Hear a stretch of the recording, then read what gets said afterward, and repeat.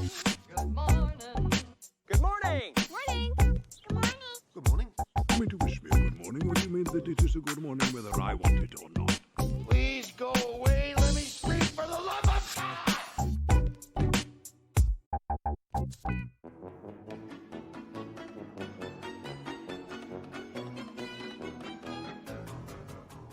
You know what, Ben? Lately, I've been a bit cheeky with these intro tracks, these pieces of music, laying them down there.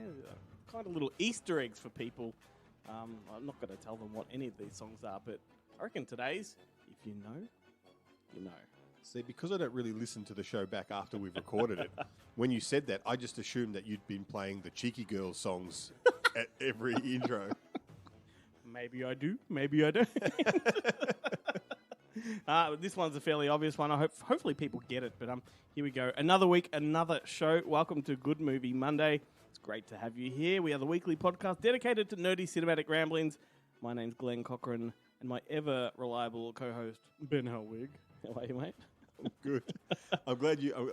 I like that you called me that when you're actually recording a day early because of my unreliability.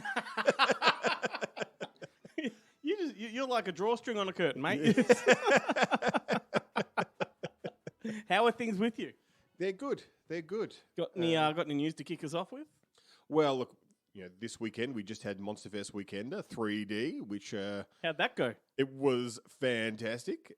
Big turnout. Everyone enjoyed the films. 3D was great. It was good to see. What I really liked about it is that for the most part, a lot of the films I actually haven't seen in 3D. Yeah. Like I've never seen the 3D versions. Awesome. I think the only one that I think I've actually seen in 3D was My Bloody Valentine 3D, which I saw theatrically when it came out. Yeah. But I don't even know if the other ones got theatrical releases, or at least not while I was. Yeah. They seeing might have had. movies, They might have had one of those dodgy, flimsy DVD releases with the paper fucking glasses in the back. Yeah.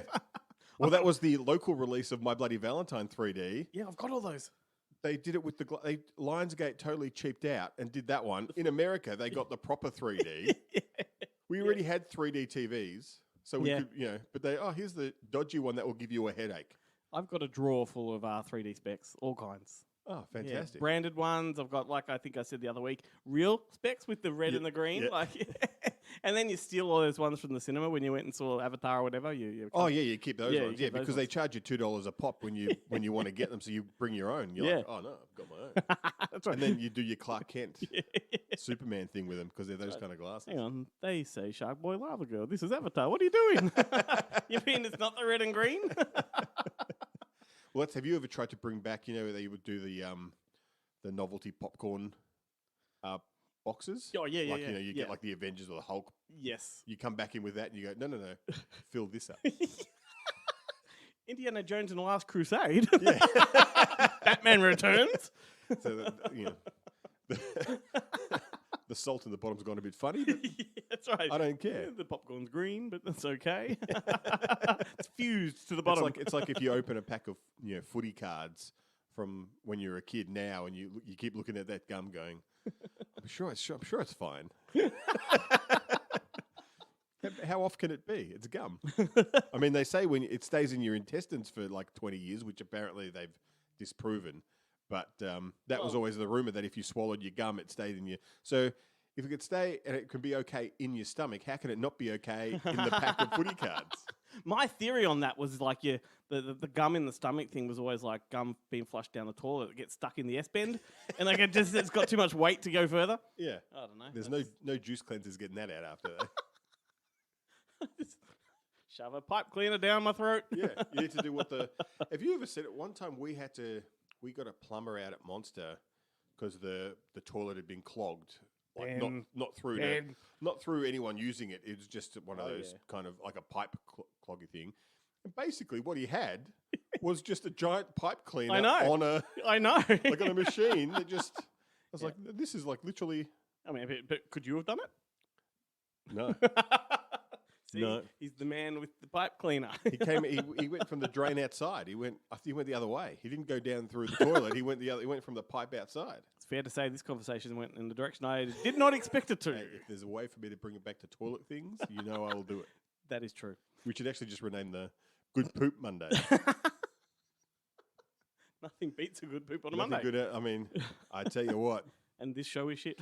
it's like I don't look. There is nothing more pleasurable than if you're busting to go for a piss, and then you go. That feeling of relief and release. Mm-hmm. Nothing feels better than that. No food, no orgasm, nothing feels better than that. Oh. Well, you know what? Look, I'm going to admit something here. This confession. I have been binging Bluey lately. Right, just grown man in my 40s, Hang on. late at night, binging Bluey, the TV show. Bluey as in Barjas Bluey? No, Bluey is in the kids show about the little blue heeler dog. You know, the cartoon that's gone around the world. It's gangbusters. It's freaking great. The lead singer for Custard is the voice of the dad. Anyway, I've been watching that, and this reminded me because there's that episode where they go to a public toilet, and the dad's like, Bluey, why are you still in there? And Bluey's like, well, I went to take a pee, but it came out of poo. I'm like, well, we can all relate. It's the most relatable show on television, mate.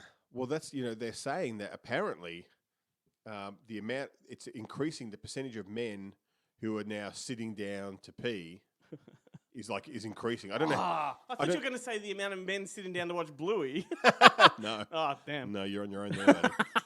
It's not like Aerobics Oz style where it was understandable why all the dads were watching it, or like Agros Cartoon Connection when Teresa was the host, or Sophie Lee. You're like, that's why all the dads are watching it. There's no reason for you to be watching Bluey. Well, I will show you a clip after this, and you will see there is a reason, and you are going to binge the shit out of it. But the percentage of men who are sitting down to pee is increasing. I would love to know how they're picking up that stat. Yes. Like, are they putting sensors in toilet seats? And who admits to it? But I reckon it's because, sometimes a pee turns into a poo. That's right. You can. See? What is it? How was it they say? You can. Doing number ones doesn't always mean number twos, but doing number twos always means number ones. What is happening to this show? Well, we do have a great show, people, I assure you. So do keep listening because it's not all this, or will it be? Send me that pipe cleaner. We'll see with that. We'll see about the video content this week. One thing I do love to do on this show is pick the brains of all kinds of creatives, from actors, writers, directors, and whatnot. And today I've got a great guest. I'm going to be picking the brain of Aristomenis Tsirbas. It's a long name. He prefers to be called Meni. So Meni Tsirbas. It's funny. You look at interviews online of people trying to get his name right. Aristomenis Tsirbas. So anyway, this is a fantastic guest. That's when you use the word mate.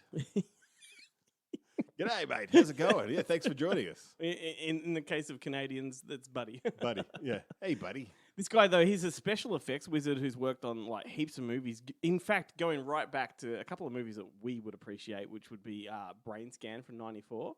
He was a special effects artist on Demons 3 back in '97. Demons 3? No, it was Night of the Demons as a whole. It's a whole different thing. So then he also went on to do little things like Titanic and Hellboy and Never heard of it. Dogma.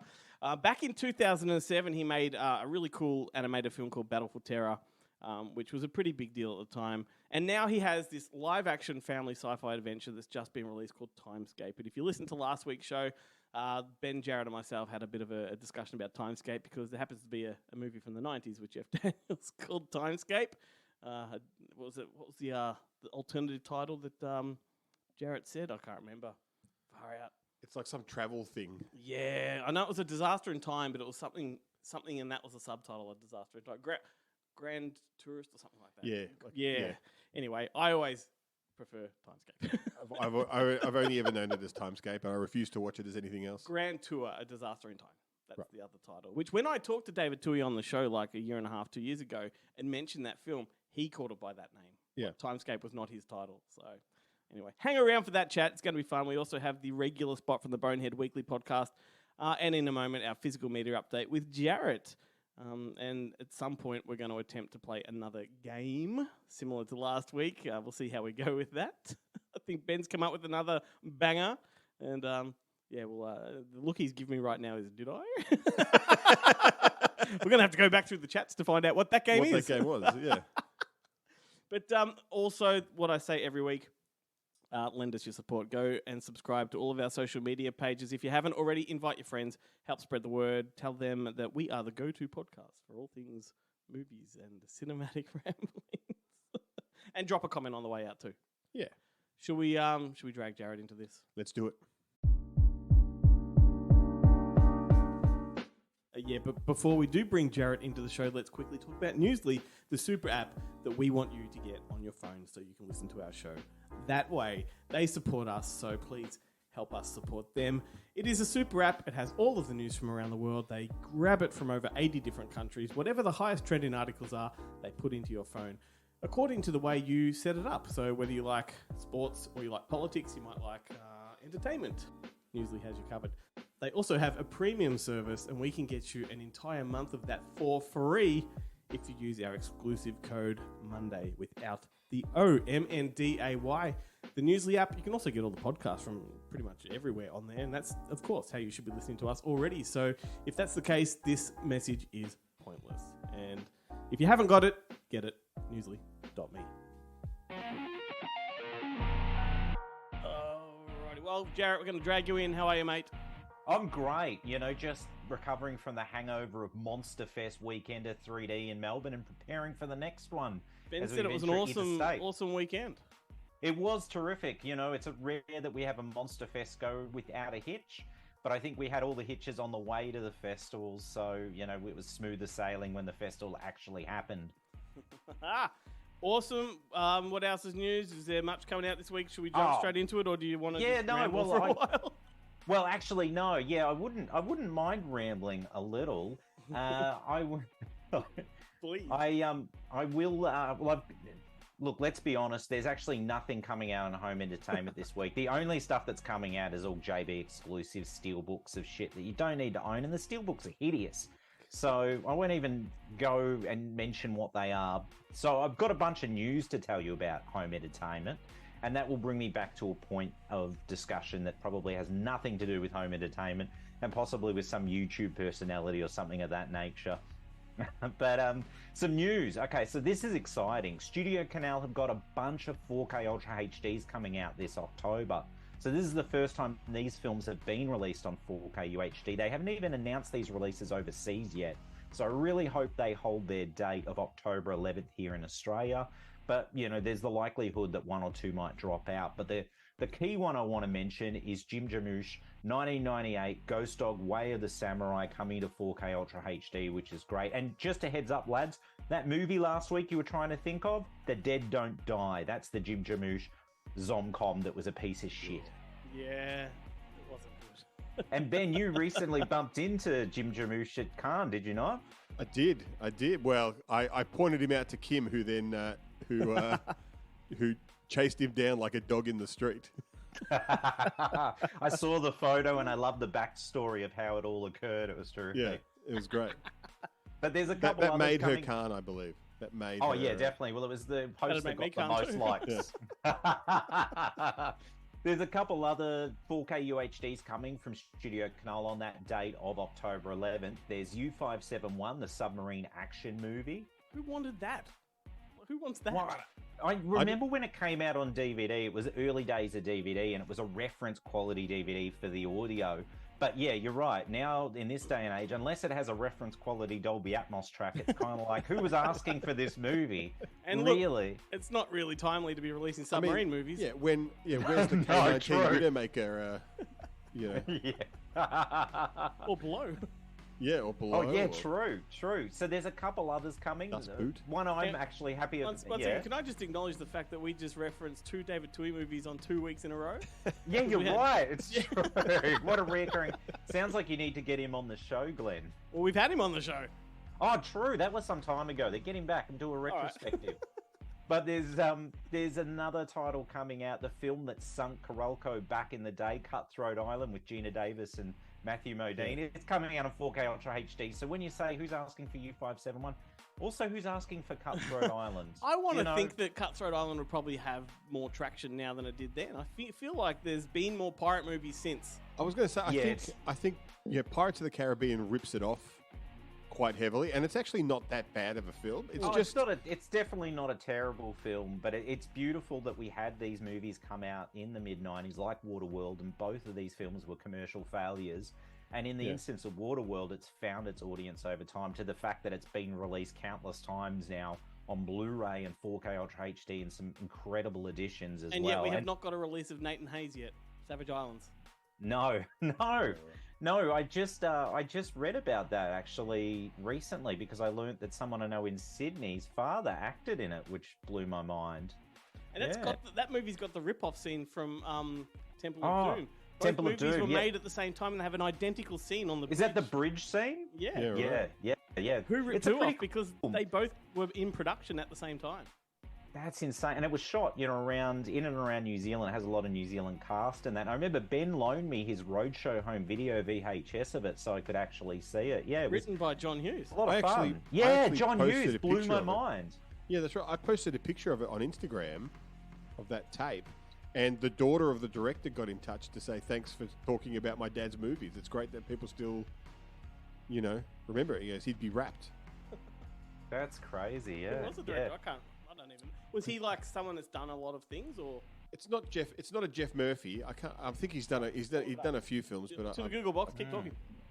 Yeah, so there's a couple others coming from Studio Canal. There's the Nicole Kidman Innocence redo, The Others. So that's coming out on 4K UHD. So that's actually one that I'll upgrade because That was just like a 6 cent rip-off, wasn't it? Well, a redo of The Turn of the Screw, which had been done, countless times, best done sort of by The Innocents. But yeah, it was, one of those timeless sort of stories that gets, turned over every few years by the BBC or something into a TV movie as well. This director he's done like a lot of movies, but what was the one I just saw? But not one good movie, is that what you're going to say? His daughter might be listening. Oh, yeah, sorry. Apologies. What was it? Nathan Hayes. It was Spy Maker, I think. with Jason Connery Yes. Where was it? and Glenn Ford. Is that the one that's based on an Ian Fleming novel? Yeah, there it is. It's the Ian Fleming The Secret story. Life, the Secret Life of Ian Yeah. Fleming. That's right. I remember seeing that on video back in the day, yeah. Do you remember? It was one of those. They played it constantly on Channel 31. It must have been like that. Did it somehow get into the public domain? Yeah. And they're just like, let's just play the living shit out of that it was one. always on at lunchtime. Okay, so there's another one too. Everyone's favourite exiled sex offender Roman Polanski. His Academy Award winner, The Pianist, is finally coming to 4K Ultra HD. I think I've mentioned it a few times because the date's been shifted over the course of about a year. So that one's scheduled to release in October 11th. No word yet as to whether Roman Polanski will be coming out to Australia to do a promotional sort of tour for So how is it? I just think we need more 4K Harvey Keitel penis. No. This is The Pianist, not That's the the piano. piano. This is the, Oh, this it's is the other one. It's the the German- Adrian Brody one. Yes. Harvey Don't Keitel doesn't despair, get his penis out in piano that. is What the hell are you available talking on about, Glenn? 4K You Ultra fucking idiot. HD in the UK, and that is going to come out. Well, he was locally at some circumcised, so point. it fit. Fits, yeah. Can we talk If about it Bad fits, Lieutenant I for sits. Auschwitz. Oh God, where's this going? No, So but that- what was I going to say? How is it though that Roman Polanski can have a film get re-released onto 4K, right? And that's not a problem, and yet they won't fucking release the latest Woody Allen film. I know, it's baffling. It's baffling. One of them is actually exiled and a criminal. The other one not. No, the other one's has gone to trial, and it's all and it's baffling. It honestly is. I feel like it's not like they're going to be releasing a 4K collector's edition of say the Ninth Gate anytime soon. Although I would much prefer that over The Pianist. But I'd say again the studios sort of go, well, it's an Oscar winner, and maybe we make a little bit of money Wouldn't you out prefer of a it. 4K of Annie Hall? Oh man, that would be phenomenal. Like, I mean, it's sad that stuff's going to be locked in a vault, and the best we'll ever probably get now is the previous MGM or Arrow Blu-rays that will never see, Criterion or fleshed out special editions of some of these films, particularly the classics like Manhattan and Annie Hall for sure. Mm-hmm. But in other news, Insidious: The Red Door obviously opened in cinemas last week. And if you were at Monster Fest in Melbourne, you probably saw that we had a special shout out from Lynn Shay, which was pretty cool. I know Glenn, it got Glenn, all riled up because he's a big fan of Lynn. And to be honest, look, I think she ages like a fine wine. There's something about her that's just honestly. I remember when Glenn told me that he didn't mind the Lynn Shay. I was like, what are you talking about? There? And then as the years have gone on, I'm like, oh, maybe he was. Ben's like back up the train. He's just a big. Don't worry, Ben. That means that you can have Patrick Wilson all to yourself. We'll just couple off. We'll get a throuple going with Lynn Shay. And I'm talking Lynn Shay Kingpin style. Oh my god! Or like there's something about Mary Lynn Shay. Either way. Time to pay the rent. The Insidious Red Door is coming out on Blu-ray and DVD. No 4K at this stage, which is a shame because they've just reissued the first film in the US on 4K. And obviously parts 2 through 4, I think it is. None of those have made it to 4K yet. And this fifth one just doing Blu-ray and DVD this stage. Is this segment, Jarrett, can you tell me, is this segment going to be moving over so that soon you're not going to even mention the disgusting Blu-ray releases, only 4Ks? There's a very good chance. We just need to eliminate that DVD problem first, and once we get all of that, then we'll eradicate Blu-ray. Not so long as Eagle's in the picture, my friend. No, you're right. There's going to be someone putting out DVDs. I want to just quickly add that I saw the Red Door last week, Insidious. And it's more insidious. Like it's it's more of the same. They've essentially given it a fresh coat of paint by doing the Child's Play 3 thing and just putting the same story into like a college setting. But what I will say though is that Patrick Wilson makes a pretty impressive debut as a director, horror-wise. Excellent. He hits all of the horror beats perfectly. That is so, because I mean, yeah, he's sort of like almost like a silent gun in the genre because he's been in so many horror films, you know, the Conjuring franchise, Insidious franchise, and I just love him in general. I think he's a very talented actor. He's a musical theatre guy. It shows that he knows the genre very well because all of the jump scares have a purpose. They're not just music cues like you talked about last week on that radio show. Yes. Like it's just, it's real jump scares and I like a good music cue jump scare. I've been with you when I've witnessed it. You've witnessed it. It doesn't take much. It does not take much. He's just lucky he eats all the popcorn so quickly because otherwise it'd be everywhere. Yes, totally. It actually helps with the popcorn trick. It speeds things up. Salty. Extra bit of friction through the hole. Now that the Monster Fest release is over for Melbourne, I want to get to a cinema and check out the Red Door because I've seen every one of these movies theatrically. I like the blows franchise. my mind. I do too. I think it's a strong franchise. It hasn't gone off the rails as yet. Yeah. I mean, Lee Winnell made his directorial debut with one of the films with the Insidious 3. Yeah. So I mean, it's a good sort of breeding ground for filmmakers to make that sort of leap.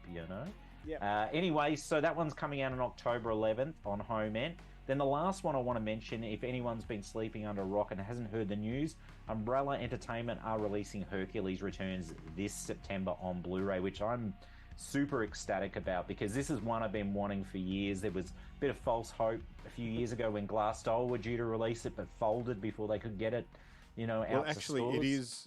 It is Elio from Glassdoor has been working on that release with Umbrella. That's terrific. He's run it. He's managed that release for Umbrella. Oh, excellent. Umbrella must have David Parker on speed dial. They do indeed. When all else fails, to the David. It's like we need a commentary now we can film. release David that. Parker in. What was that? That Noah Taylor film that he did a few years ago that just got a really stunted release, like the Reluctant Hitman or the Reluctant something, and David Parker directed, and it just kind of came out of nowhere and went back into nowhere. And I don't know if it got a physical release. Do you remember when you and I went to that anniversary screening of Malcolm, and I ended up sitting next to Nadia Tass to watch her film? I was in my own, and David Parker was next to her, like I was in my own.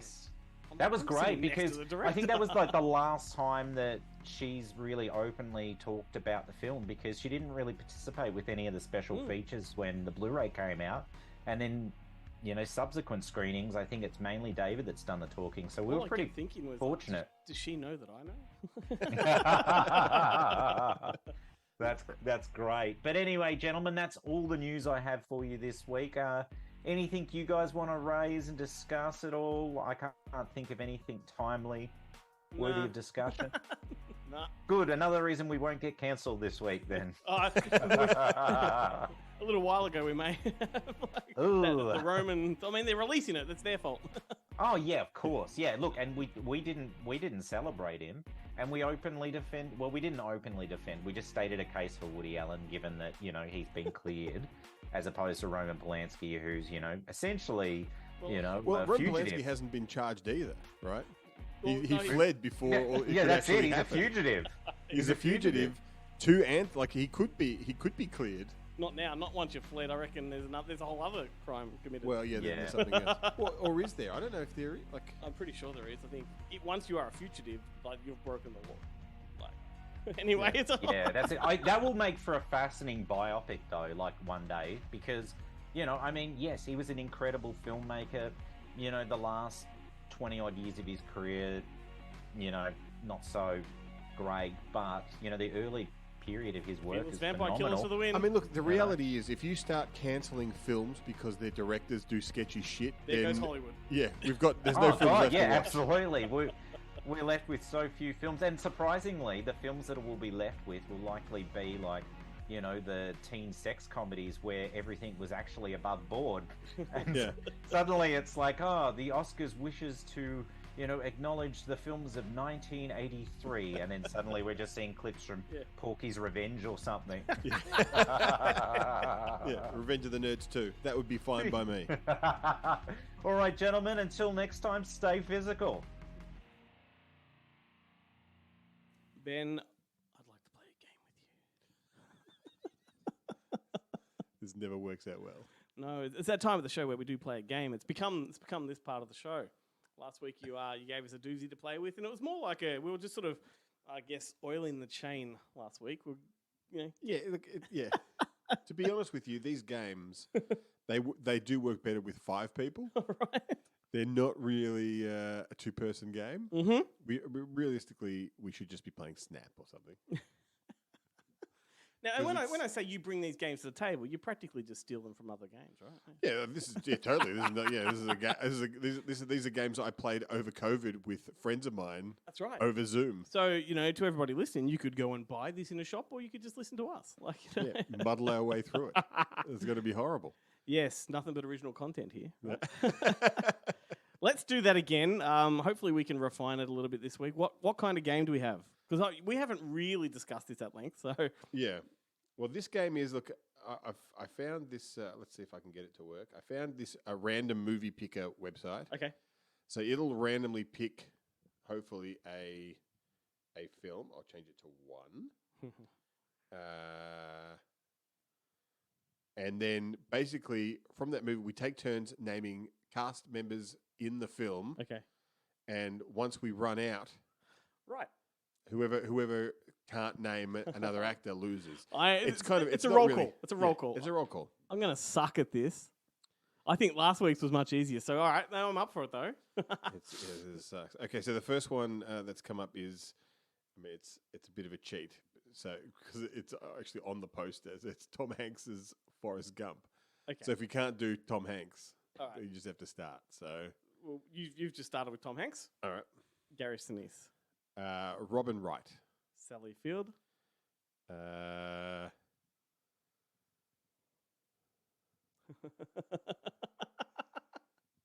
Robert F. Kennedy. I believe he just had to pee. Was it him? Was it Kennedy or is it? Yeah, no, that was Kennedy. No, it was John F. Kennedy, wasn't it? John anyway, F. Kennedy. Yeah, sorry. It's John F. Kennedy. But I mean, I might as well say Bubba Gump. Like, yeah. Okay, well, He's playing himself.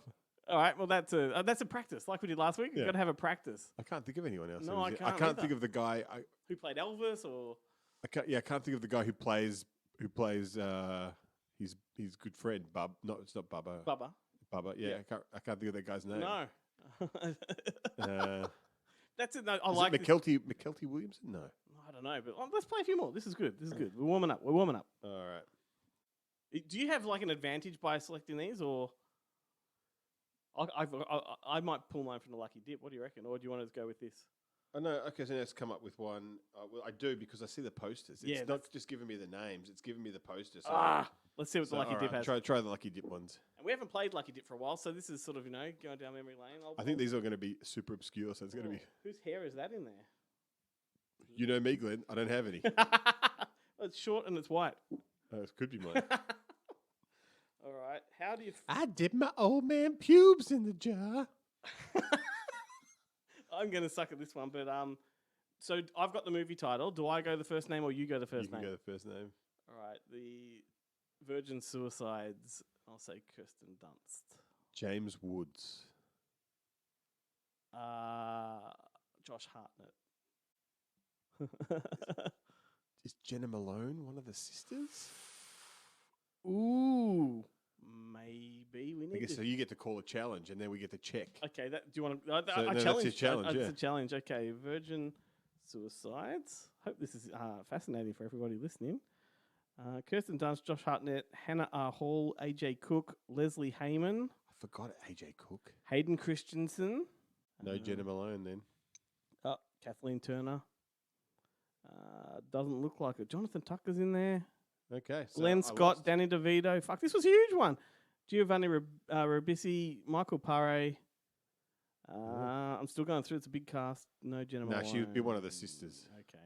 So, All so right. you won that one. Oh, wow. So then I get to. You get to pull the next one out. Now you'll pull a really obscure one. It'd be an earnest movie. I hope you're playing along at Oh home. no, this is a good one. Young Guns. Ooh, this is a great one. So Kiefer Sutherland. Dermot Mulroney. Jesus. No, I just got Emilio Estevez. Terrence Stamp. Casey Size-Mako. Lou Diamond Phillips. That's the one. I couldn't think of his name before. Jack Palance. Oh, now we're getting down to the nitty gritty, aren't we? I'm going to part 2. Can't think of one. Can't name The any only other one I can think of is Terry O'Quinn. Yes, of The course. stepfather's in it. I kept going. My mind kept going. Alan Ruck and William Peterson, but they were in part They're 2. two. Apparently, part 3 is still on the way. And no one said Charlie Sheen. Yeah, we should have. I mean, geez, Charlie Sheen, of course, he was the smart one. He was the smart one. He was the learned one. He was. No, he wasn't. Well, No, that was Kiefer Sutherland. Billy, He was the leader. he was the leader. That's right. Kiefer Sutherland was Doc. And he became a teacher in part 2. Yeah. See, this is the exactly what nerdy cinematic ramblings is all It about. should be about. Yeah. We're nerdy, we're cinematic, and we're rambling. Okay. Well, I don't know the answer to this one, but let's be cops. I'm going to say Charlie Day. This is a short one. Well, it's. I know definitely Marilyn Manson. Was he in that? I don't know if Charlie Day was. No, he wasn't. He wasn't. I know the Yeah. guy too. I fucking I think it's, lost that off the it's first Tim, one. Isn't it Tim Heidecker? Oh, it's the. All right, I lost that one. Everyone listening is probably either they know it very well or they're like, "What the fuck are you talking about?" One of the Wayans brothers was in it, wasn't he? Or the Wayne son? Yeah, I don't know. Okay, Damon Wayans Jr., Jake Johnson. That's who I was thinking of, not Charlie Day. James Darcy, Andy Garcia, Rob Riggle, Nina Dobrev. That's a good cast. Is Marilyn Manson in it? Click view more. Is it under his? Is it under his? Michael Keegan Kay. What's his actual name? Brian Warner, as in Marilyn Manson. Brian Warner. I thought he was in it. Well, I was wrong from the first one. No, he's not. Oh well. There we go. All right. I mean, you and I are having a great time here. That's what the problem with this thing is. Okay. Inglorious Bastards. So why don't I start things off with Brad Pitt? Okay, Eli Roth. I can't think of the guy's name. Don't then. Someone else. I'll take it. Till Schweiger. Christoph Waltz. I think I know 2 more. There's the guy from Freaks and Geeks whose name I don't know. Oh, it's the guy from all the Avengers movies is the guy who kills Hitler. I can't remember his name. Oh, Michael Myers? Yeah, good one. Diane Kruger. Yeah. Don't worry, you'll sound smarter because I'll chop it together really quick. No, this is a hard game. Yeah. Next week we'll have a timer. We'll have a stopwatch. Yeah. I just don't know their name. Like I can picture who they are, but I don't know their names. Sam Levine. That's the guy from Freaks and Geeks. Yeah. I've only got one more, and that's Daniel Bruhl. I don't even know who that is. It's the guy from Goodbye Lenin. You know, and he's in a lot. You know his face if you saw it. Is he the guy in? He's the guy The in the Avengers? film. The film in the film. Yeah, that's the guy I was. Yeah, he's the guy. He's in the Avengers and stuff like Oh, that. yeah, or yes. Yeah. He's popping up in everything these days. I'm done. Like, if you can name one more, you win. It's like the only that's one it. without Like, Samuel L. there's Jackson, right? We haven't. Yeah. Surely he's going to be in it, right? Who played Hitler in it? Was it Bruno Gantz? No. Yeah. Look, Nah. All right. Well, there we go. I reckon we do one more round. All right. All right. Next one. It's a Ben one. It's your fat writing, mate. I was writing with the texter. Right. Elvira. Elvira, Mistress of the Dark. Sorry, your text to comment just cracked me up then. You're writing truly fat. I was writing with a texter. So I'm assuming that you're naming Elvira. Oh, yeah. Cassandra Peterson. Oh, Jesus. And I did the... I'd have more luck with Elvira's Haunted Hills. Gee, she did the commentary. Like, I worked on the release. He did the commentary for me. Yeah. He's a real cool dude from Ferris Bueller's Day Off and stuff. Oh, yeah. I can, She's in it. I don't know what her name is, though. Edie McClurg. Edie McClurg, that's it. Yeah, so I'm already see, out. I wanted another connection. I wanted to say Jeffrey Jones. I don't think he's in there, is he? I don't think so. No, but... John Paragon wrote it. I don't know if he's in it. Well, because John Paragon and Edie McClurg were from the same theatre group with Paul Rubens and I'm guessing Cassandra Peterson. Yeah, that's right. Yeah. Okay, let's have a look. Elvira, Mistress. And it's Morgan something or another is the bad guy. Mm-hmm. I love John Paragon. Let me just say that. I think he's a three-namer.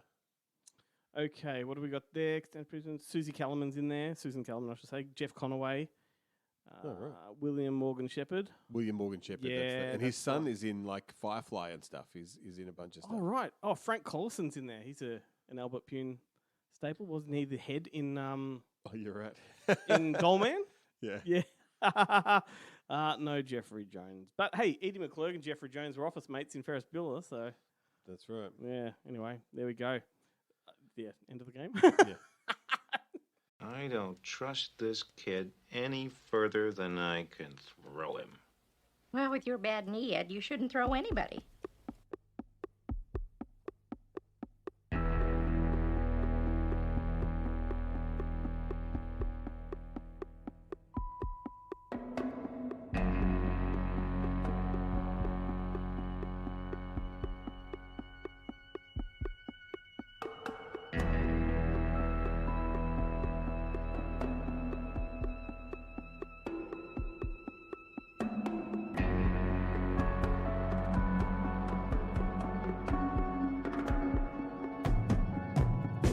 Taking away the moments that make up a dull day.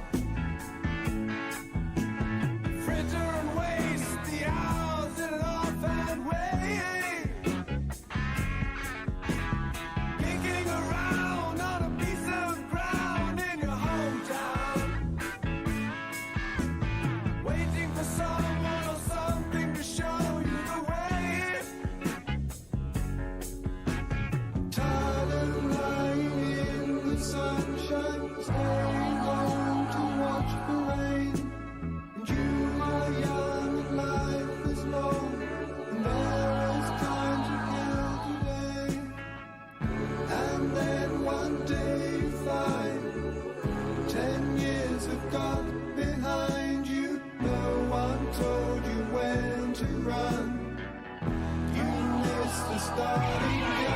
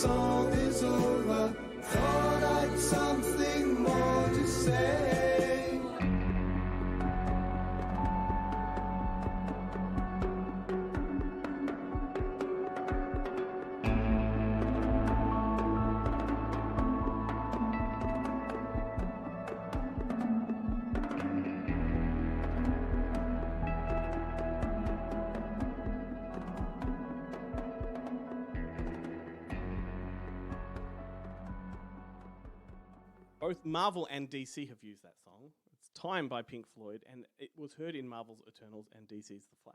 So two movies that no one That's no one right. watched. Pink Floyd getting in on the comic book action there. I'm sure they charged them as much as if it was a Marvel movie that was successful or a DC movie that was successful. No doubt. If Roger had anything to do with it.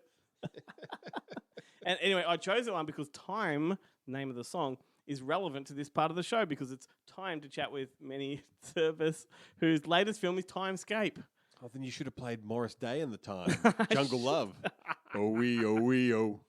Retitled, of course, in Australia as Timescape, Back to the Dinosaurs. This is the type of kids' adventure movie that our generation grew up with, Ben, because if you think of all those Amblin films and other movies like Flight of the Navigator, even The Explorers, that's the type of film this is. So it is, new kids of today don't know those films. So this is sort of their way into that kind of genre. As I mentioned earlier, Meni's first film was Battle for Terra, which was a fantastic sci-fi adventure with a massive cast. And I mentioned last week when we spoke about this film that there was a big cast, and all I could think of was Justin Long. I'm going to read out this cast. Like, how's this for impressive?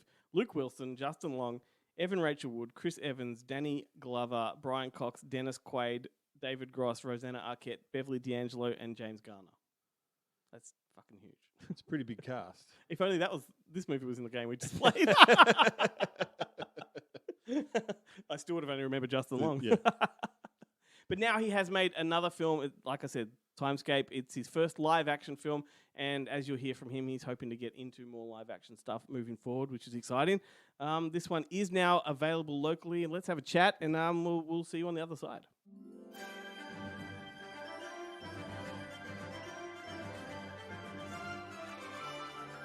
Meni, it's fantastic to be chatting with you. How are you today, sir?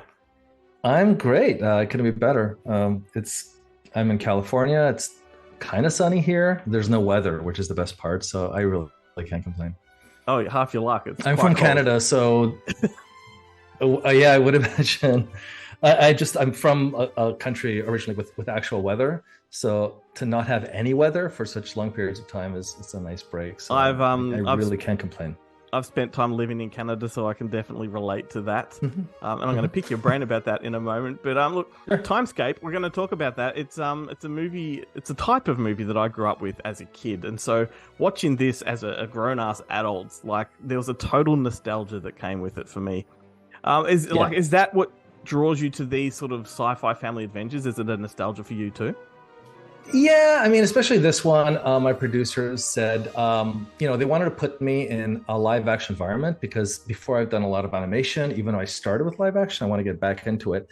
And they said, just make a movie that when we put you on set, do something that you'd enjoy making. And if you could make it for kids, we know we could sort of like sell it easier. Yeah. And I thought, sure, I'm going to write something from the heart, write something which I loved at the age at which this film is, the audience is aimed for, or this film is aimed for that audience. And at that age, I grew up with the Amblin films of the 80s and early 90s, the E.T.'s, Back to the Futures, Explorers, and so on. Yeah. Flight of the Navigator. And you could clearly see the influences there. And I didn't really go for any specific influence. I just the general kind of vibe of those films and what they meant to me when I was a kid and how exciting they were and fresh.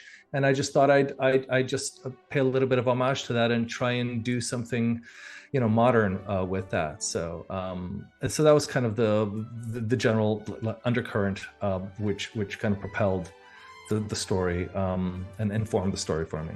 Yeah, right. And being Canadian, did you grow up with all of those Tales for All stories that they did? Those movies like, Peanut Butter Adventure, Tommy Tricker, all that kind of stuff? Because this film would fit right in with those. It would, but it's funny because I also, on top of consuming a lot of Canadian content, as we like to call it now, I got all the American stuff too. I mean, I was there day one, May 25th, 1977, watching Star Wars. Yeah. And before that, it was the Disney, Escape to Witch Mountain and stuff like that. So I got those as well. And it's nice having the more folksy, being influenced by the more folksy kind of Canadian, film and TV, and also literature and Green Gables and stuff even, to the American, big event kind of pictures, television and movies. So it's kind of a little bit of both, actually. Yeah, well, I mean, if all of those sort of comparable movies don't entice people, they've got no hope. I mean, this movie is just I don't like talking to filmmakers and comparing their movies to others, but in this case I think it's a compliment, because I think you've pulled it off really well, and we don't see a lot of these sort of films anymore. Yeah, where did the seed come from? I know you said that your producer suggested you do a film that would target an audience, but where did the idea come from specifically? Well, what's interesting is that it came from a very practical place, but I wanted to make sure I did something fresh and interesting. And what they said is, can you make, I don't know, a film about like kids and dinosaurs or something? And they just left me with that. And I thought, well, I let me go with it and see what I can come up with. And if I could find a way to make a movie that's worth making, that's a story that's worth telling, I'm going to experiment with that idea. And I thought, okay, kids, dinosaurs, how are we going to get the two together? It's going to be time travel, okay? And I thought, let's start with the most basic time travel structure, which is time machine, go back in time, broken, try and fix it, and then return to the present. And that's where I started with kind of the structural idea. But then it was just a plot. And that's not a film worth making if it's just a plot. It's just a series of events. And as I was figuring out and breaking story, and then figuring out the mechanics of the time travel back and forth, plans and payoffs and all that, which we've all learned from films like Back to the Future, I found out what the movie was about. And once I found out what the movie was about, which was about trust, and it was about this kid learning to trust the people and the universe, and then an extension of that is about two kids sort of losing their family and trying to find them in different ways. And when I found that, which is the heart of the story, then I went in, and then I was able to take the story and have it be really driven by these characters' wants and needs, and hopes and issues. So and that's when I knew I had a movie. And then the general kind of feeling and sense of like nostalgia beyond that was really just making a film for kids, which was, again, like what I said, was a film that I liked when I was a kid. So it was inevitably going to have a lot of that aesthetic to it, because it's just what I liked. And I just thought, let me just make something that I know and I love and shamelessly do it. And if I do it right, it'll be genuine. It'll be something which people will take to and not think it's just a nostalgia piece, but it's a standalone story. Yeah, absolutely. And it's your previous film was Battle for Terror, feature film. That was. And that was a great movie. Like, I really, really loved that one. I come from the video store days where I ran a video store, and that was such a big title for my store anyway. Oh, cool. And I mean, I don't want this to sound like flippant or anything, but it's been 15 years between films. Why so long? Oh, what's interesting is one of the reasons. Well, first of all, I did a lot in between. I became kind of a commercial director and a director for hire. So I did lots of TV commercials. I did lots of like game cinematics and stuff like that. I worked at a really great company called Blur Studio, which is famous for its game cinematics. And at that time, I was making the transition to live action. So what I did was I continued directing animated commercial pieces. I did like 12 commercials for Goldfish Crackers. I don't know if they have those in Australia. Pepperidge Farm. Those were a lot of fun because those were like story-driven Pixar pieces and all kinds of different things. Lots of short films, which I was just paid for as a resident director to make short films. And during that time, instead of making another animated film, I worked towards making live action, and it took so much longer than I thought because it's really hard to break into something different when you're known in film and television to be that guy. First it was visual effects, then it was animation. And I'm like, who's going to trust me? Who's going to give me all this money to make a live action film? So it took its time. So I was gainfully employed as a director during that time. And I finally made a live action film, and it took like almost 10 years. to I get it off the kind ground. of want to pick your brain on 2 points there. Like getting like such a high concept film off the ground in an independent way, sort of outside of the Hollywood system, I guess. What's the biggest challenge there? I mean, I know you said that you had a producer that sort of brought it to you, but is there a fundamental challenge to get something off the ground like this? It absolutely is. In my case, I just think I got lucky that I've worked with several different producers over the course of my career who just trusted me and allowed me to go ahead and put forth ideas which they believed in. I don't know if it's luck or just working hard at it, but it is there's no set way of getting an independent film done. So for me, all it was is you just try everything, and you're gonna come across barriers like 99 out of 100 times, but that one time you really have to go for it. And for me, it was, for example, for Terra, which ended up being called Battle for Terra, my producer and I, which was just an independent producer, just producer partner, we just greenlit ourselves. And then that just got the interest of other people. We also did a short film for it, which won an award. And then that got the attention of a bigger producer. So we just didn't know where the funding or interest was going to come from. You just keep on working at it, whether it's making short films, where it's doing YouTube content, whatever it is to get attention out there. And for Timescape, what it was is what I was actually and still am developing several projects with those producers. They started with animation, and I kept on pushing to do live action. They were ready to go with animation, but it took a few years to really convince them to do live action. So I don't know. It really is just a matter of just sticking with it, doing a lot of work, hard work, trying to refine your craft, and wearing many hats. That's another thing to do. So you can sort of make shorter subjects and be able to affordably do it by learning how to edit, learning how to design, learning how to write and so color correct and so on, visual effects. So I don't know, there's no really simple answer other than just a lot of hard work, because you got to love it, because if you love it, you don't notice that it's ridiculously long hours. I imagine. Is there something when you're directing actors, like actual actors in front of a camera, that would be a whole different thing entirely, because when you're directing animation, you don't have attitudes, you don't have different ideas and things like that. Is it harder to direct live action? It's the same and different. It's the same in that when I did Battle for Terra, which was super cool because I worked with so many fantastic, like, quote unquote A-list actors, and you realize why they're A-list actors, because they're amazing at what they do and they earned their places in the industry and at such high regard. But that's going off topic. So, but with animation, it's similar in that you are dealing with performance, even though they're just in a booth, standing. You're still doing performance with them. So that part is the same. The difference actually really is just the workflow of live action, which is the blocking, and then the hair and makeup and the physicality and the three-dimensional aspect of being on set, and that's a literal new dimension that isn't in animation. In animation you do that virtually, but here you do it with the actors. It was easy for me, I guess, just because I've worked so much with actors as voice, and it was just a little bit more physical, that's all. But in the end, it's still filmmaking. It's still filmmaking, and you're still trying to get a story across. And it really is just collaboration, getting to know the actors, kind of how they like to work, and figuring that out in the first few minutes with them, and then just going with it and just keeping an open mind and being flexible and being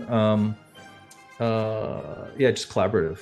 It's not a big deal to me. Was it a long process trying to find the right kids? Yeah, it was. It was kind of tricky in Canada, especially because it was pretty smaller. It was a smaller budget film, and we wanted the kids to be local. And so that was in Montreal, which is a French-speaking city in a French-speaking province, Quebec, in Canada. And we wanted it to be English-speaking with a just sort of like, North American or American style, like English or accent. So that really limited our like the net we could cast.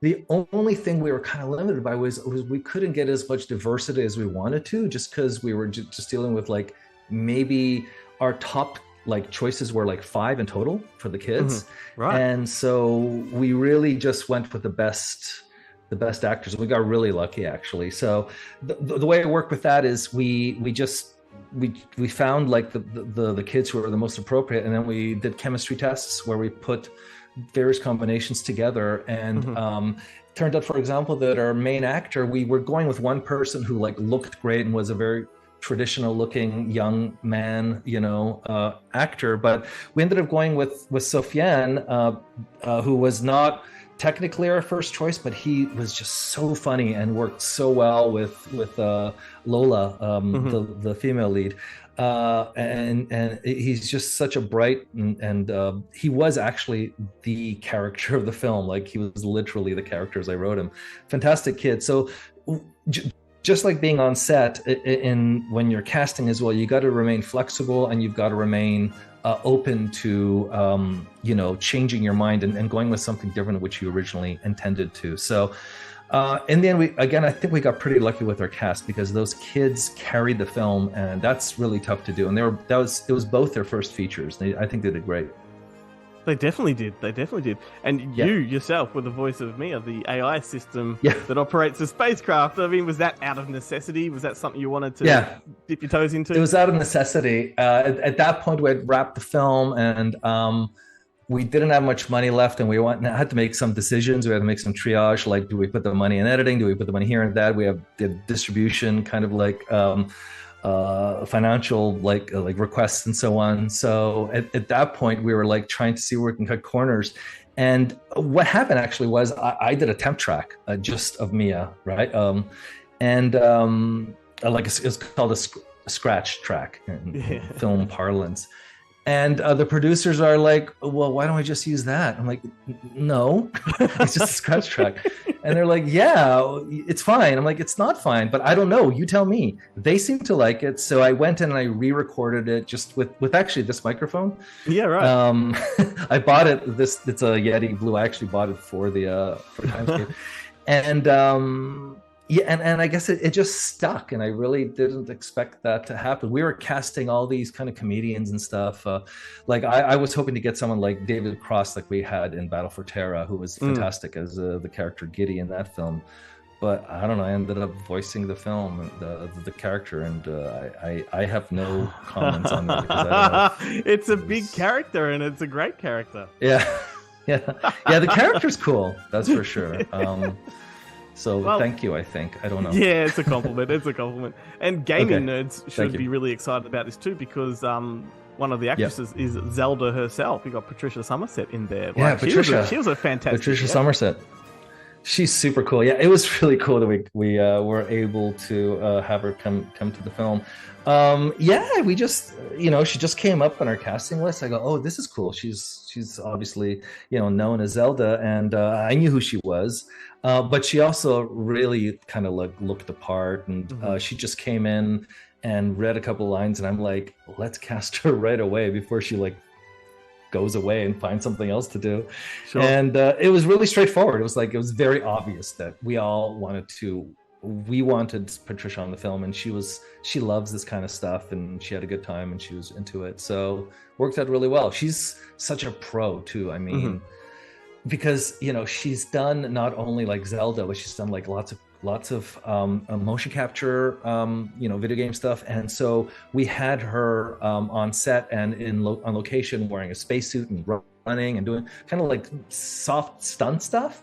Yeah. And she's like so good and such a pro. And I've done a lot of performance capture myself, working at Blur Studio and so on. And I recognized her absolute professionalism and just like nailing every take, because she's a great actor. She's a great voice artist, but she's also a great physical actor as well. So she's very talented. We're very lucky to have her. Yeah, for sure. And the movie itself has taken a little bit longer to get to Australia than the rest of the world, but it has been getting some fantastic responses and reviews elsewhere. Awesome. Yeah. I mean, it must be a fantastic feeling just to get some, really good feedback and response to the movie. Yeah, it was really cool because we released it originally just going to be like a Quebec release, Quebec, Canada, and it actually did really well there. And I went to the premieres there, and it was received really well. So I was, we just thought of this as a pretty small, kind of fun little film and exercise in the way to get me on set. And if anything else came out of it, it was just kind of gravy. Yeah. And so to get like such really nice responses, especially in my hometown, because I grew up in Canada and then in Montreal, and then it premiered there. So it was kind of a nice homecoming because I've been living in the States for the last like 27 years. It was super gratifying, and I didn't expect anything. So everything, like on top of just finishing the film, which is a miracle in itself, is just an absolute, like, just an amazing feeling, and just really happy and grateful. So I'm over the moon personally. Yeah, I feel like it's well earned, mate. It's well earned. Before I let you go, I'm just wondering, what is next for you? You said you had some ideas and things floating around in your mind. Do you have something in plan? Yeah, several things. Unfortunately, I can't talk about it, but I am working with the same producers of Timescape, David Alexander Coiteau at Film Films, as well as a production company called Incendo in Montreal, on a couple of projects, actually. One is Timescape related, one is horror film related, but unfortunately it's so early in the development. These are projects which have scripts, but I don't think I can talk about it. But definitely, I'm keeping very busy. And thankfully, what Timescape has done was allowed me to finally make the transition to live action permanently. And all I can say is that I'm diligently working on new projects. So hopefully we'll be able to announce a couple of things this year, but not at this. Well, that's not a problem. Hopefully we can reconnect at a later point in time and maybe talk about them when we can. So that'd be fantastic. Absolutely. Awesome. Absolutely. I appreciate you taking the time, and I really enjoyed this movie a lot. So congratulations. Thank you so much. I appreciate you too. It was a lot of fun. Welcome to Bonehead Weekly Fun Size. This week, we're going to talk about our favorite planets because, why the hell not? Our favorite fictional planets in the movie pictures. Now, I'm going to go first. Now, this is one of my favorite planets, but I would never want to go visit. It's too deadly. And even though they put a shake and bake colony on there and got those huge air things where they build atmosphere, they done and went blow those up in the second movie. Gentlemen, I'm talking about LV-426 in Alien. Does anybody want to go there? It's one of my favorite places. I love looking at pictures of it. I love looking at Ripley trying to escape from there, but I don't know that I want to go visit. Maybe a little, maybe just to check out and see what was the story behind that space jockey and that huge giant spaceship there. Clearly, it wasn't what I saw in Prometheus. But it's all stormy and gloomy. That's me, Chad. Stormy Joe's a hidden goth girl. People don't know that. It's true. It's true. I've just been trying to, I don't know why I'm showing off my man shack. I need to cover this up. Chad, would you like to go next? Yes, I'd like to go next. You can't beat LV-426. Oh, I bet I can. Watch this. Nope. Nope. So, this is the second time I'm going to list a movie that has how problematic, but damn it, he made a lot of good movies that I love. And yes, I do mean good movies. So this planet has a unique population. It is a population of idiots. I am talking about Planet Spingo from Mom and Dad Save the World, which this movie is kind of this movie is kind of a comedic version of Flash Gordon. It has a lot of the same premises. It's directed by the guy that directed License to Drive. Yep, Greg Beeman. And it has Jeffrey Jones and Terry Garr are these your typical mom and dad who are going on a vacation with their kids, and then the planet the people from the planet Spingo warp them out there, and suddenly they're the people who have to save them, even though they're just a normal couple, mid-40s trying to go on vacation, and all these idiots adore them. And John Lovitz plays the villain, and who is also an idiot. So highly recommend Mom and Dad Save the World. It is fun. I actually introduced it to my kids, and they really loved it as well. So really? Planet Spingo. James, beat Planet Spingo. Spingo. Badly, I want to talk to you about the important location, Sigma Iota 2. Not to be confused with Sigma Iota 1, and Sigma Iota 3 is right out. Are you talking about Celti Alpha 5? No, that would be a good one too. Let's talk about SETI Alpha 5. See, oh, gosh. this is SETI Celti Alpha 5. Not Celti SETI Alpha Alpha 6 4. went, or was it 6? I don't remember. It got out of orbit and done went and fucked up SETI Alpha 5. I'll take on the part of Joe. 5 minutes. Oh, I'm sorry. No, you're right. him. SETI Alpha. I was going to do another Star Trek planet, but I think SETI Alpha 5 is the important one because that's where Kirk's ultimate nemesis lives, and it was a utopia. It was meant to be a utopia, but as Joe pointed out, there was some gravimetric disturbances. The planet blew up, and it screwed up this utopia that Khan was going to be able to build, and killed his wife, which was one of Kirk's former crew members, and so he has to swear revenge, and he has all this wrath, I say. Matter of fact, you just said it's the wrath of Khan, but SETI Alpha 5. There's these great creatures that live there that they burrow in your ear and they wrap around your brainstem and make you highly suggestive. Yeah. SETI Alpha 5. That's a good one, Joe. I'll go with that. This has been Bonehead Weekly Fun Size. Muchas gracias, Boneheads. They're doing some really interesting topics lately. Kind of makes me wish we were still doing themed episodes. Yeah. I actually had a friend of mine who does occasionally listen to the show was like, are you back on the show? Like, are you doing the show again? Like, what's this week's episode going to be about? I'm like, oh, they're not about anything anymore. That's over. We there was a point in time there where we just both got really busy. Yeah. And so the theme had to go. No time to prep. No time to prep. Hey, Battle for Terra, the movie I just talked about before, that'd be a good fictional planet. So, Of places you don't want to visit? I mean, there's a big cast on that planet, so I probably would want to visit there just to get some autographs. Anyway, so Boneheads, thank you very much. And Chad is slaying it at the moment. Mum and Dad Saves the World. What about the planet from Vicious Lips? Yeah. There's only 2 planets in the entire universe that have women with 3 tits. And one's Mars. That's right. Yeah, only one's fictional. Yeah. Let's recommend some movies, Ben. So every week we select one film each to recommend, films that might hit the spot if you're looking for something to watch and you can't decide. So I'm going to go first. I have no idea why, but this is a movie I had a real urge to watch recently. In fact, for a few weeks, and I finally found time to sit down and do it. It's a lot different to I remember it being, but in a very good way. 1984, Against All Odds. So this is the Jeff Bridges, Rachel Ward, James Woods movie. Right. I've never seen it, but plus, they do recreate that not on the beach. What's that movie? Yeah, the poster is on the beach. Like is them on the beach, but it's them rolling around in the From Here to Eternity. From Here to Eternity, which the poster is very misleading. Very, very misleading because that's not really the tone of the film at all. No, it's like isn't it like a noir type? Yeah, film? so I'll talk about that. I must say though, in the cast is also Alex Karras, who was George from Webster. Remember the dad from Webster? Yeah, I think it's Karras. Yeah, Karras. Yeah, isn't he like an ex-football player or something? Yeah, totally. He's in this as a coach. Yeah, right. And but all I could see was Webster. But yeah, it's a very couldn't get what Dick Butkus was busy.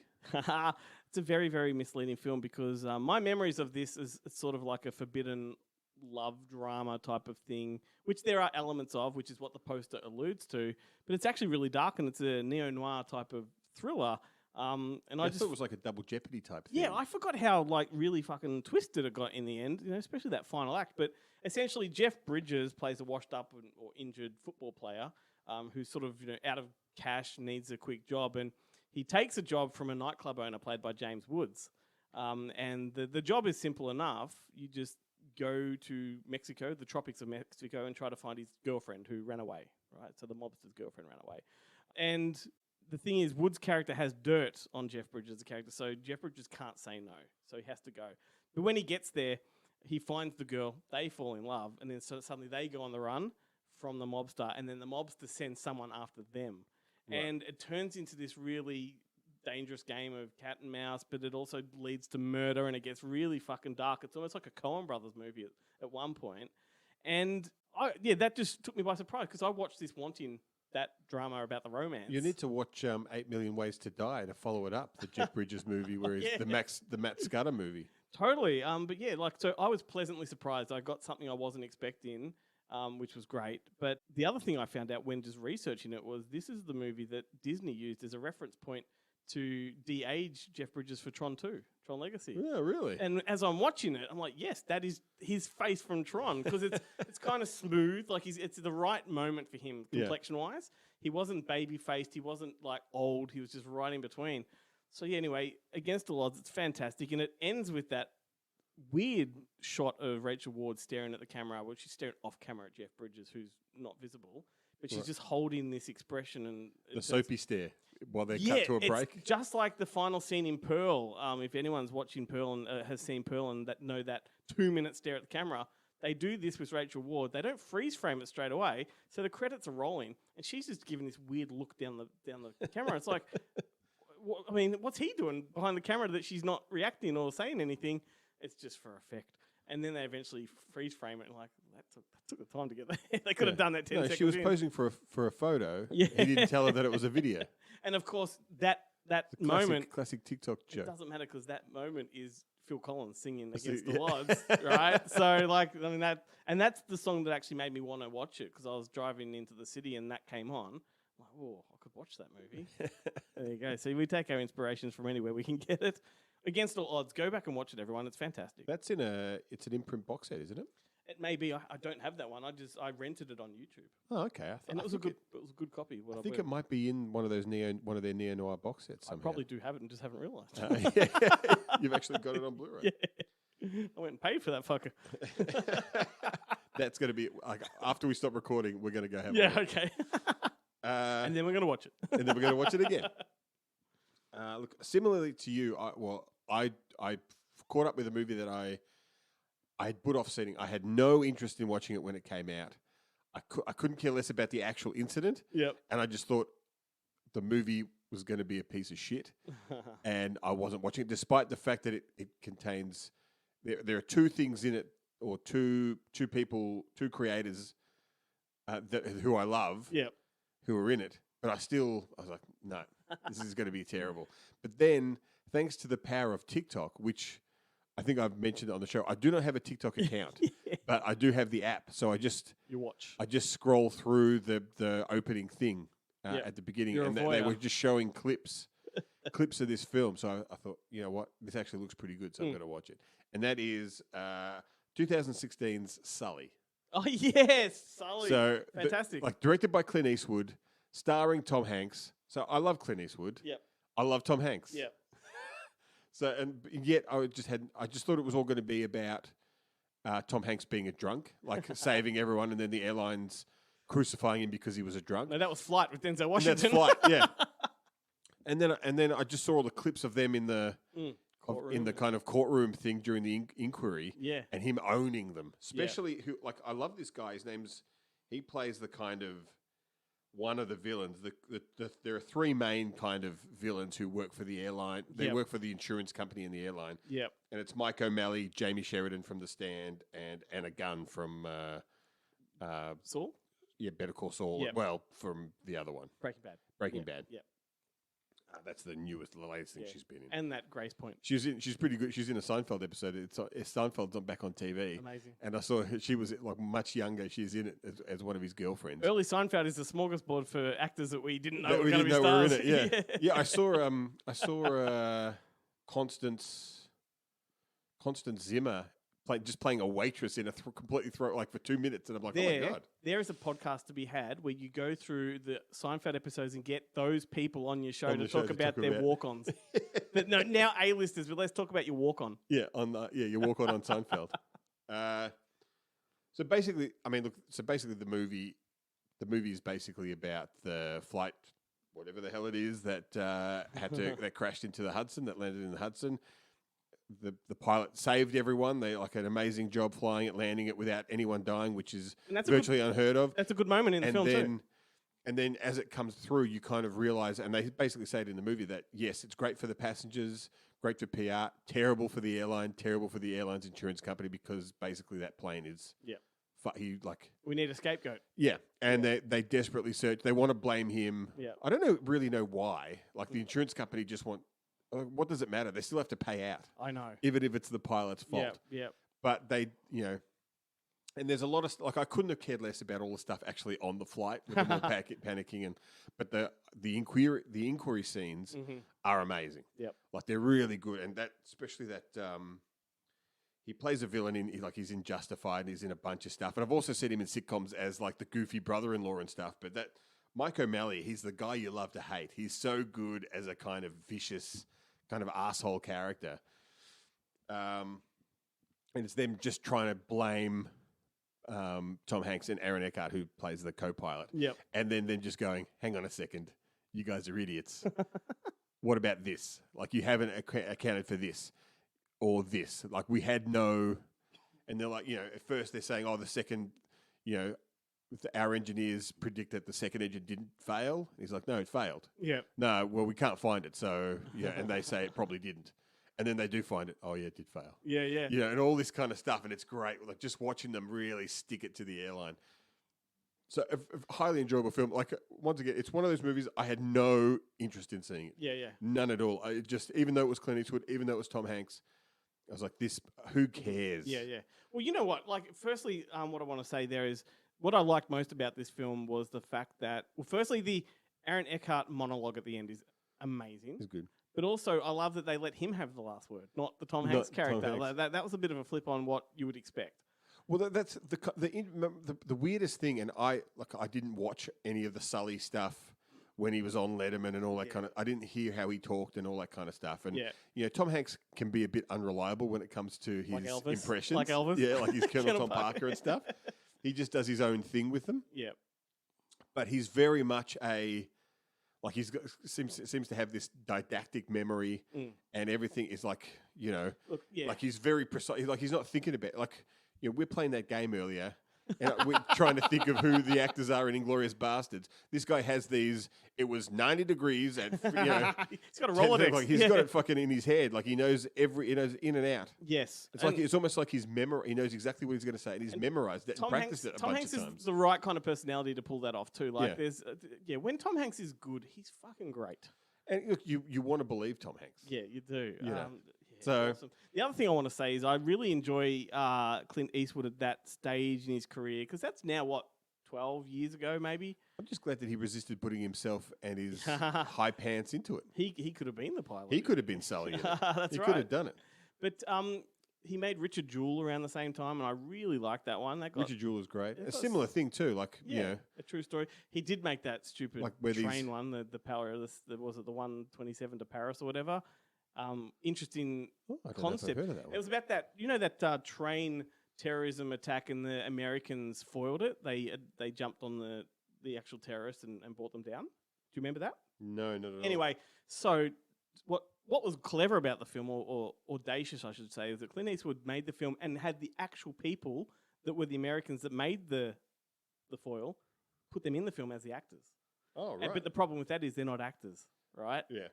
Anyway, it's a good concept film, but it's not a great film. But anyway, awesome. There we go. Recommendations. Oh, the 1517 to Paris. Yeah, that's the one. So those actors in it are the actual the people. I should say the 317. Why don't they just say 317 to Paris? But all good things come to an end, Ben, and so does this episode, evidently. Thank God. Top effort, mate. I had fun. Yeah, it was good. Thank you for listening, everybody. You know what to do now. I'll remind you once again. We're all going to go to our imprint box sets and check if Against All Odds is in there. Yeah, and if not, we'll just listen to Phil Collins. Yeah. I'll guarantee you Ben will listen to Phil Collins on the way home. 100%. But it will be like Jesus, He Knows Me or something. It won't be Against All Odds.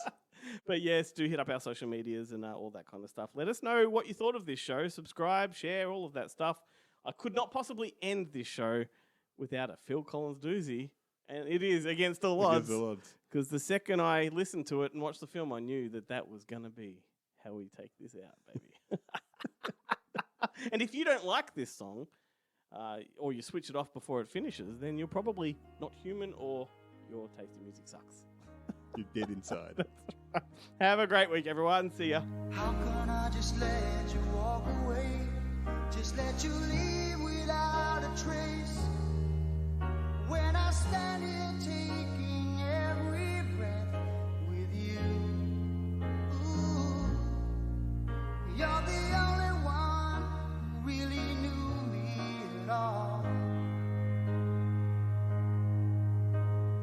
How can you just walk away from me when all I can do is watch you leave?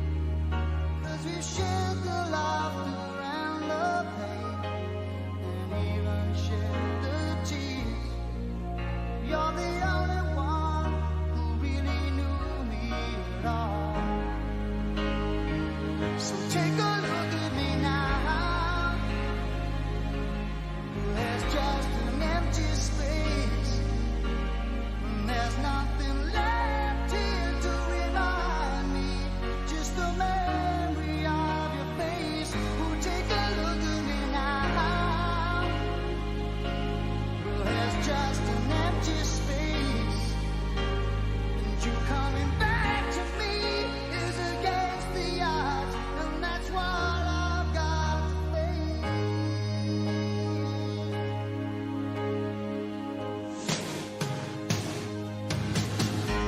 I wish I could just make you turn around and see me cry. There's so much I need to say to you, so many reasons why. You're the only one who really knew me at all. So take a look at me now.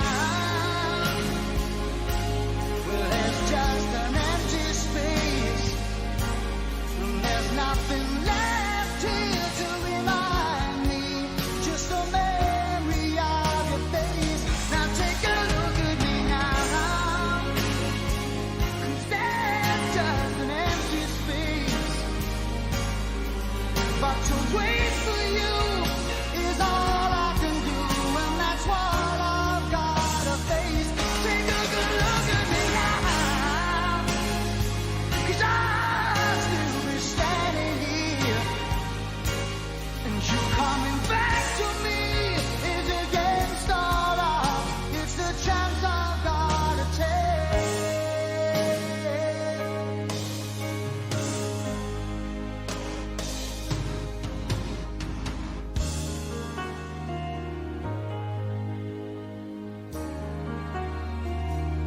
Take a look at me now.